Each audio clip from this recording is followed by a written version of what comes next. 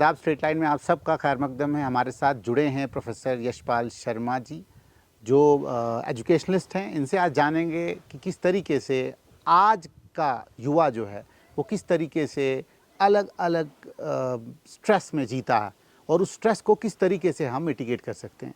तो सर, मेरा पहला सवाल आपसे है, क्योंकि आप बच्चों को पढ़ाते भी हैं, तो यूनिवर्सिटीज़ में, कॉलेजेस में, स्कूल्स में आज ख़ास तौर पे इस 21st वर्ल्ड में, जिसमें आर्टिफिशियल इंटेलिजेंस का भी जो है आविष्कार हो चुका है, आज के युग में क्या अर्बन के बच्चे ज़्यादा स्ट्रेस में होते हैं या जो बच्चे गाँव में होते हैं वो स्ट्रेस में होते हैं? देखिए, स्ट्रेस का अलग अलग मायने होता है और अलग अलग कॉन्टेक्स्ट होते हैं और अलग अलग रीज़न्स होते हैं। आपने शुरू में ही जो सवाल किया कि गांव में ज़्यादा स्ट्रेस है, गांव के बच्चों को ज़्यादा स्ट्रेस है या अर्बन जो पॉपुलेशन है वहाँ पर, तो मेरा मानना है कि क्योंकि मैं खुद एक गांव से आता हूँ, मुझे गांव के हर एक जो जीवन का हर एक पहलू है उसके बारे में मालूमात है और मैंने उस जीवन को जिया है और मैं आज भी उस जीवन को जी रहा हूँ। And that is one of the reasons कि कभी भी हमने स्ट्रेस ना लिया और ना ही स्ट्रेस को अपने पे हावी होने दिया।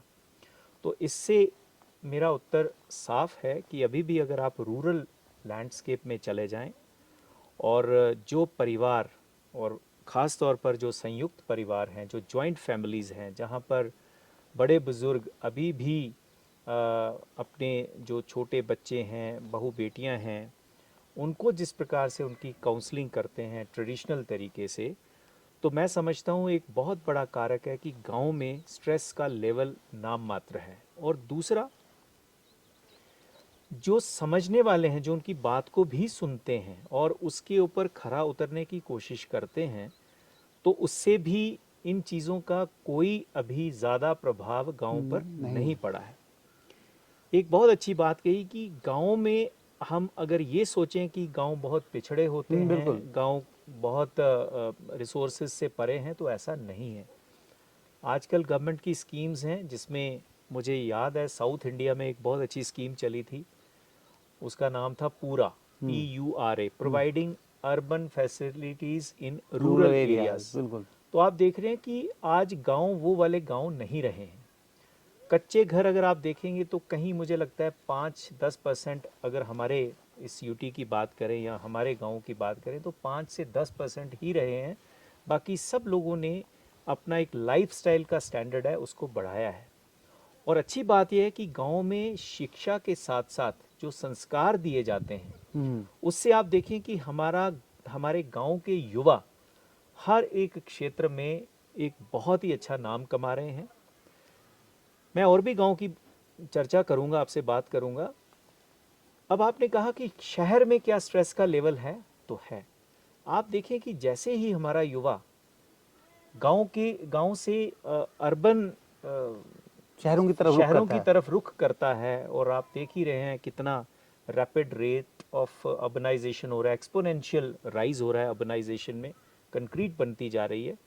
तो पहला तो आप ये देख लीजिए कि जहाँ पर्यावरण ही स्वच्छ नहीं होगा, जहाँ पर्यावरण, आप खुद ही देख रहे हैं कि एक जो एयर क्वालिटी इंडेक्स है वो शहरों में कितना ज़्यादा बुरा होता जा रहा है, जबकि गांव में अभी भी स्वच्छता है। आप यहाँ देखिए, आप हिंटरलैंड में आए हैं और यहाँ कितनी साफ़ सुथरी हवा के साथ साथ साफ़ सुथरा वातावरण है।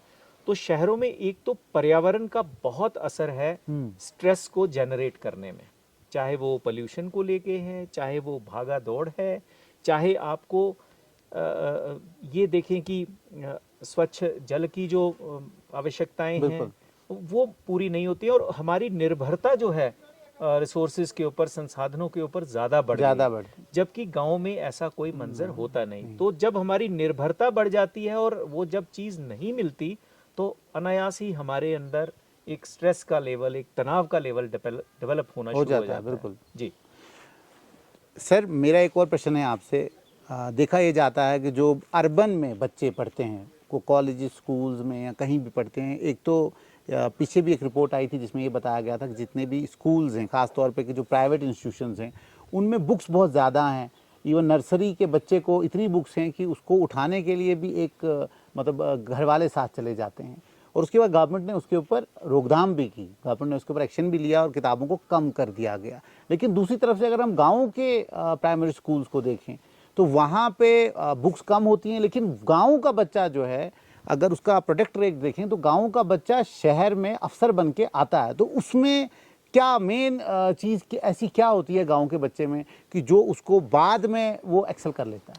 देखिए, इंटेंसिटी कि आप किस चीज़ को कितना इंटेंसिटी के साथ लेते हैं। ये जो गांव के बच्चे हैं, जब इनमें एक फोकस हो जाते हैं, ये बेशक इनको सुख सुविधाएं इतनी नहीं हैं जितनी आप शहरी वातावरण में देखते हैं, लेकिन ये बहुत रिस्पॉन्सिबल तरीके से लेते हैं और कोई ना कोई इन्होंने अपने आइडियल्स बनाए होते हैं। और अगर बेशक किताबें कम हैं, रिसोर्सेज कम हैं, लेकिन जो अध्यापकों के साथ इनका रुझान है या उनके साथ उनका वार्तालाप है, और आप ये देखें मैक्सिमम जो गांव के स्कूल्स हैं उनमें मैक्सिमम एजुकेटेड मोस्ट क्वालिफाइड आपको स्टाफ मिलेगा, बिल्कुल। जो कि गवर्नमेंट स्कूल्स की मैं बात कर रहा हूँ। और अगर आप प्राइवेट स्कूल्स की भी बात करें तो कुछ ना कुछ असर उस गांव का या उस एरिया का भी उनके ऊपर होता है। बिल्कुल। तो संस्कार एक ऐसा शब्द है जो कि बहुत ही प्रभावित करता है गांव के बच्चों को। मैं भी खुद गांव से हूँ, मुझे अपनी कमियां भी पता थी कि कौन कौन सी चैलेंजेस हैं। मैं कभी वीकनेसेस की बात नहीं करता या कभी ये नहीं करता कि हमें रिसोर्सेज नहीं मिले। मैं कहता हूँ चैलेंजेस थे। क्या थे? और हमने उन चैलेंजेस को देख के कि हमें अपना जो जीवन है वो किस तरीके से मैनूवर करना है, किस तरीके से चलाना है। तो वो समझ आप कि जब आपके पास किसी चीज़ का अभाव होता है तो आप उसकी अभाव का, किस चीज़ का अभाव है उसकी आप कदर करना शुरू करते हैं। बिल्कुल। और उसी से आपके प्रयास जो हैं वो डबल हो जाते हैं।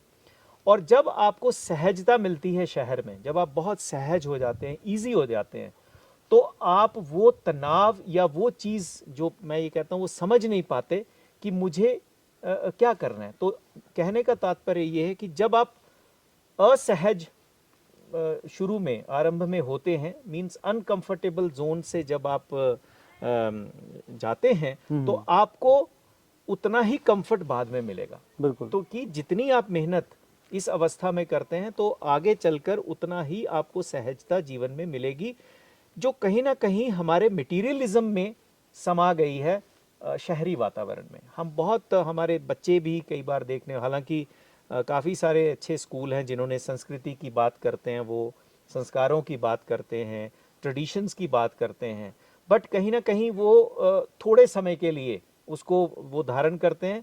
लेकिन फिर जब उनको वही एक ऐसा वातावरण है जहाँ पर भौतिकी या हम कहते हैं कि फिजिकल वर्ल्ड है या फिर मटेरियलिज्म है, तो उसमें कहीं ना कहीं वो फंस जाते हैं।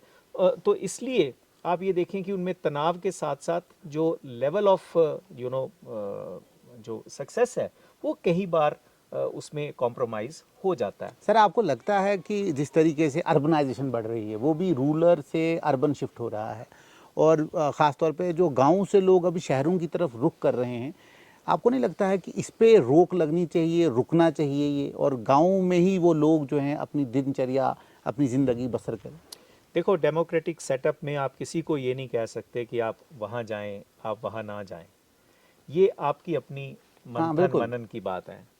मैं ये समझता हूँ कि जिन लोगों के पास बहुत सारे रिसोर्सेज हैं वो चले जाते हैं और उनका जीवन जो है वो बहुत सुखमय भी रहता है, बिकॉज अच्छा घर वो बना लेते हैं, अच्छी फैसिलिटीज़ उनके पास है, ट्रांसपोर्ट के साधन उनके अपने हैं। लेकिन मैंने कुछ ऐसी फैमिलीज़ देखी हैं जो सिर्फ एक शिक्षा को लेकर शिफ्ट हो जाते हैं शहरों में। बिल्कुल। लेकिन एक सिर्फ शिक्षा के लेवल पे अगर वो शहर में शिफ्ट होके अगर पूरी फैमिली एक या दो कमरों में अपना जीवन बसर करती है तो क्वालिटी ऑफ लाइफ नहीं आती। तो उसमें प्रयास ये होने चाहिए, और हुए भी हैं, कि क्यों ना हम अपनी शिक्षा का स्तर, चाहे वो विद्यालय के ऊपर है, महाविद्यालय के ऊपर है, उस लेवल पे ले जाएं कि हमारा गांव का बच्चा जो जो जो शहर में जाता है, हाँ, जो शहर में जाता है, उसको सोचना पड़े कि मैं घर में रहकर इस जो रूरल वातावरण में, स्वच्छ वातावरण में अगर मेरा लालन पालन भी हो रहा है और मेरी शिक्षा दीक्षा भी हो रही है, तो मैं यहाँ पर जाके ज़्यादा अचीव कर रहा हूँ, बिकॉज शहरों के मुकाबले मैं समझता हूँ कि रूरल में या गांव के क्षेत्र में अभी भी डिस्ट्रैक्शंस कम है। कम है, बिल्कुल। तो वो डिस्ट्रैक्शंस कहीं ना कहीं हम लोगों का टाइम लेती हैं, और हम अपना जो हमारा मार्ग है उससे कहीं ना कहीं हम भटक जाते हैं। बिल्कुल। तो वो एडवांटेज अगर मुझे लगता है कि रूरल फोक को अगर वो बात समझ में आती है कि एक अगर अच्छी शिक्षा है, और ऐसा भी नहीं है अगर आपके घर से स्कूल कॉलेज अगर थोड़ा 10 किलोमीटर या 20 किलोमीटर की दूरी है, तो उसको आप बड़े अच्छे तरीके से उसको दूरी को तय कर पाते हैं, क्योंकि सड़कें अच्छी हैं, पब्लिक ट्रांसपोर्ट अवेलेबल है। इसके अलावा बाकी आपको सारा वातावरण घर का जब मिलता है, खाना घर का जब आप मिलेगा, तो आप बहुत सारी ऐसी चीज़ें हैं जिनसे आप वंचित नहीं रहते। लेकिन शहर में कई सारे रिसोर्सेज, और ख़ासकर मैं उन लोगों के लिए ये बता रहा हूँ कि जिनके पास रिसोर्सेज नहीं है लेकिन देखा देखी में वो शहर की ओर पलायन कर रहे हैं, और वहाँ पर जो जीवन का स्तर उन लोगों का है वो मैं समझता हूँ कि कहीं ना कहीं कॉम्प्रोमाइज़ हो जाता है। मेरा आखिरी सवाल सर आपसे है कि क्या संस्कार जो हैं, क्या संस्कार जो पीढ़ी दर पीढ़ी जो है आगे शिफ्ट होते रहते हैं, क्या संस्कार का स्ट्रेस के साथ डायरेक्ट रिलेशनशिप है? कि अगर बच्चों को संस्कार सही दिए जाएं, बच्चों को सही तरीके से पालन पोषण उनका किया जाए, संस्कारिक तरीके से, जो पुराने ज़माने में भारतवर्ष में होता था कि माँ बाप का जो दायित्व होता था, बहन भाई का जो दायित्व होता था, या पति और पत्नी के जो दायित्व होते थे, क्या वो आज भी आपको दिखते हैं, और क्या वो स्ट्रेस को कंट्रोल में मदद करते हैं? बिल्कुल, देखिए जो मैंने शुरू में बात बताई, संस्कार जो आज एक बहुत अच्छा सांस्कृतिक शब्द है, उसको हम साइंटिफिक टेक्नोलॉजी टर्म में अगर हम इसको जीन्स कहें, और इन्हीं जीन्स का हमारे व्यक्तित्व पे क्या प्रभाव है, हमारी जो बाहरी हम दिखते हैं, फिनोटाइप है, उसके ऊपर क्या प्रभाव है, तो ये एक बड़ी प्रत्यक्ष सी बात होती है कि आपका फैमिली का बैकग्राउंड और आप किस एनवायरनमेंट में पले हैं। तो जीन और जो पर्यावरण का प्रभाव, ये साइंस ने भी प्रूव किया है। बिल्कुल। ठीक है, और हम दिन ब दिन इसको आभास भी करते हैं। संस्कार को लेकर मैं एक बात बड़ी कहना चाहूँगा कि संस्कार हर जगह हैं, चाहे आप शहर में बात करें, वही लोग हैं, शहर में भी वही लोग हैं, गांव में। बिल्कुल। कुछ बातें मैं कहूँगा कि आप शहर में भी अगर जाते हैं, मैंने आपको बताया कि डेमोक्रेटिक सेटअप है, everybody has right to live wherever they want. लेकिन मेरा एक सुझाव है कि आप मॉडर्निटी के साथ साथ अपनी ट्रेडिशंस जो हैं, जो हमारी पारंपरिक ऐसी अवस्थाएं, ये व्यवस्थाएं थी, वो, और जो वो हित वाली व्यवस्थाएं थी, आप उनको भूलें ना, आप उनको विस्मरण ना करें, आप उनको साथ में लेके चलें। तो आपको ये लगेगा कि आप मॉडर्निटी के साथ साथ अपने ट्रेडिशंस को भी फॉलो कर रहे हैं, and I think that is the best combination to have a wonderful life. संयुक्त परिवार अभी भी आपको गांव में दिखेंगे, जॉइंट फैमिलीज़ हैं, हम भी जॉइंट फैमिली में रहे हैं, अभी भी रह रहे हैं, और आप देखेंगे कि वहाँ पर जो बड़ों का प्रभाव है, जो उनकी डायरेक्शंस होती हैं, जो उनके एक्सपीरियंसेस होते हैं, जो उन्होंने जीवन में ऑब्जर्व किए हैं, और वो ये चाहते हैं कि अगर उन्होंने कहीं दुख दर्द देखा है तो हमारी जो पीढ़ी है वो ना देखे, और उसके लिए वो सदैव प्रेरित करते रहेंगे। आप देखेंगे चाहे हमारे एल्डर्स, चाहे वो ग्रैंड फादर्स होते थे या हमारे जो फादर थे, वो बेशक उन्होंने कम खाया, कम लगाया, लेकिन हम लोगों को उन्होंने इस लायक बनाया शिक्षा के द्वारा और अच्छे संस्कारों के द्वारा कि आप आगे बढ़िए। हमने जो देखना था, हमारा एक दायित्व था कि आपको आपके पाँव के ऊपर खड़ा करना। तो वो एक ऐसी अवस्था है जो कहीं भी व्यक्ति रहे, चाहे वो शहर में रहे, सबर्ब में रहे या रूरल में रहे, ये दोनों चीज़ों को, मैं ये नहीं कहूँगा कि गांव का व्यक्ति, आज देखिए जो इंफॉर्मेशन टेक्नोलॉजी का प्रभाव है, हर जगह पर हर इंफॉर्मेशन एक क्लिक के ऊपर अवेलेबल है। तो अगर आपको एक नेचुरल, एक प्राकृतिक वातावरण में अगर आपको ये सारी सुख सुविधाएं, इंटरनेट आपके पास अवेलेबल है, ऑनलाइन बुक्स आपके पास अवेलेबल है, अच्छे स्कूल्स अवेलेबल हैं, तो मैं ये समझता हूँ कि रूरल फोक्स को एडिड एडवांटेज है कि आप घर में बैठ के अच्छा खान पान करके और शिक्षा दीक्षा भी अच्छी लीजिए, तो आपका जीवन सदैव सुखमय होगा, और अपनी हिसाब से आप फार्मिंग भी कर सकते हैं, आप नेचर वॉक भी कर सकते हैं। आप अगर आप चाहते हैं, और मैंने तो कई सारे ऐसे आपके सामने उदाहरण पेश किए हैं कि जहाँ पर कितने दूर दूर तक जो लोग हैं रूरल बैकग्राउंड से, वो चाहे वो शिक्षा के क्षेत्र में हो, चाहे वो कृषि के क्षेत्र में हो, चाहे वो कॉरपोरेट लाइफ में हो, चाहे वो आप इंडस्ट्री में देखें, हर जगह पे। चाहे वो सोशल सेटअप में आप देखें। और अभी तो आप ये देखिए लीडरशिप, कितनी सारी लीडरशिप गांव से निकल कर आ रही है। तो इसका मतलब वो हर एक के स्वभाव को समझकर अगर पॉलिसीज बनाएंगे, इवन हमारे बहुत अच्छे जो ब्यूरोक्रेट्स हैं, चाहे वो आईएफएस हैं, आईएएस हैं, many of them are coming from rural backgrounds, बिल्कुल। and that is helping them to plan that what is required in the rural setup and what can be we Done do in the urban setup. और इसकी समन्वयता जब बनेगी, जब आप देखेंगे कि ये कोऑर्डिनेशन होगा कि कोई ये ना कहे कि ये शहर का है तो शायद ये कोई ऊंचे स्तर का है और ये गांव का है तो ये निचले स्तर का है, इस मानसिकता से भी आपको बाहर आना पड़ेगा। I feel very proud when I say that I belong to a village. And I have been, in touch with it. I have been going regularly to that place, meeting those people who, nurtured me when I was going to school. तो आप अगर उस चीज को देखेंगे, इतना सुकून आपको आएगा, इतना आनंद आएगा, और आप उनसे उसी भाषा में मुखातिब हो। आपको वहाँ कोई ज़्यादा अपने आप को इंट्रोड्यूस करने की ज़रूरत नहीं है कि आप इंग्लिश में बात करेंगे, हिंदी में बात करेंगे, तो वो बेचारे सीधे साधे लोग हैं, वो आपको कुछ नहीं कहेंगे।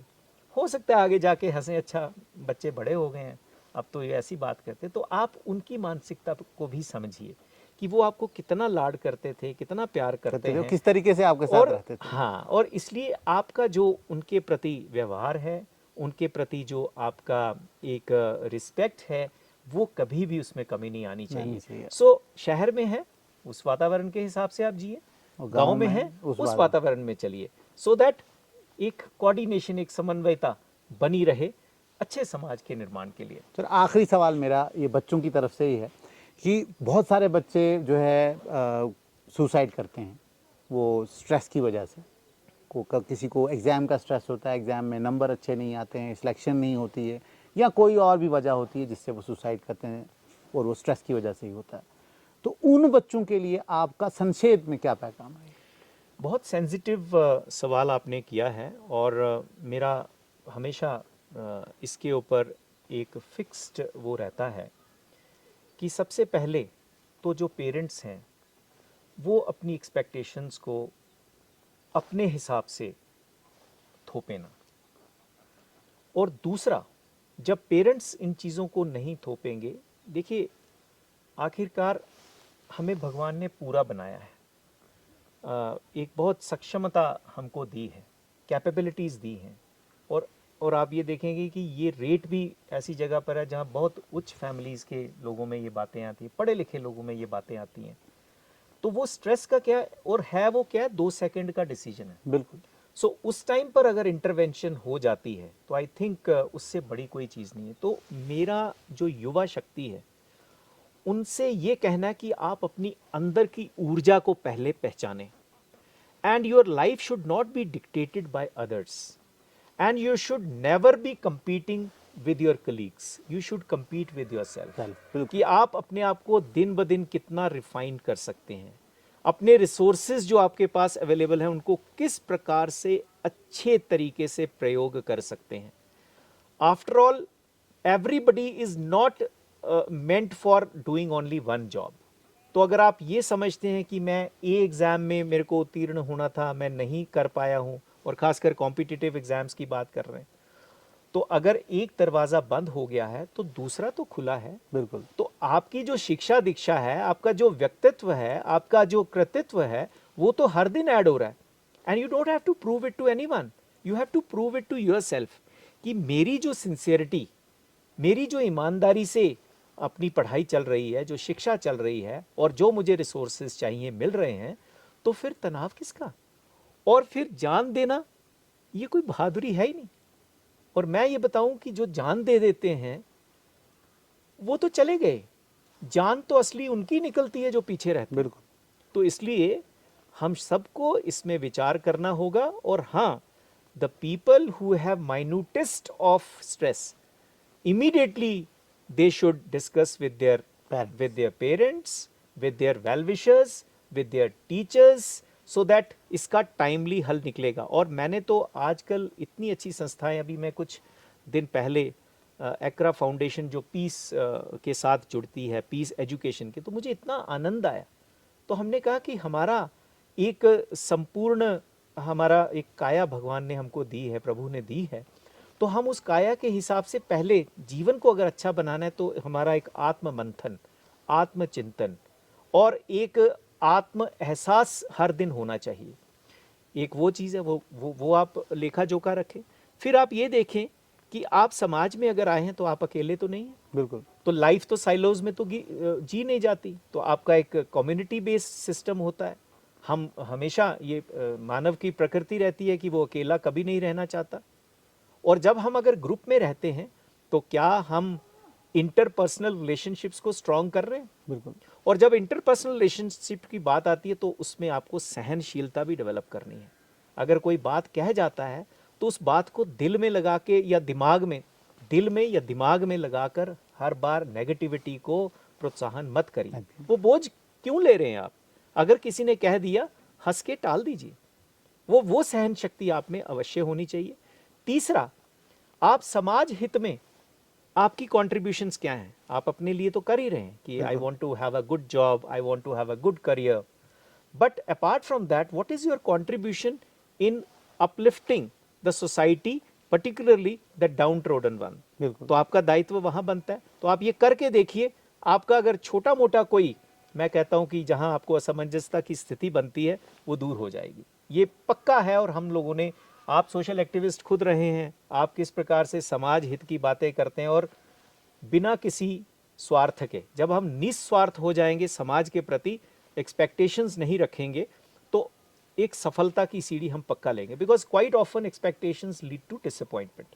तो एक ये तीसरा हो गया कि आप समाज कल्याण में कितना अपने आप को भागीदार जोड़ते हैं। और फाइनली मैं सर कहूंगा कि आपका कृतित्व ऐसा होना चाहिए, आपके काम ऐसे होने चाहिए, राइट, जो एक ग्लोबल इम्पैक्ट भी आने वाले समय में क्रिएट करें। कि आप कोई ऐसा चैलेंज लेते हैं जो ग्लोबली एक्सेप्टेड है, जैसे आप पर्यावरण की बात कर रहे हैं, जैसे आप नारी शक्तिकरण की बात कर रहे हैं कि उसमें क्या है, इक्विटेबल रिसोर्सेज का यूटिलाइजेशन है, उसकी बात कर रहे हैं। और आज सस्टेनेबल डेवलपमेंट से सस्टेनेबल इंटेंसिफिकेशन की तरफ हम जा रहे हैं, बिल्कुल। राइट।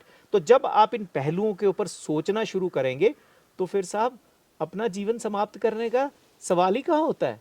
बिल्कुल। वो जीवन आपका समाप्त नहीं होगा, वो जीवन कुड़ेगा और खराब होगा जो पीछे रह जाएंगे। तो इसलिए आप उन चीज़ों का, उन शब्दों का अपनी लाइफ में इस्तेमाल ही ना करें, उनका प्रयोग ही ना करें।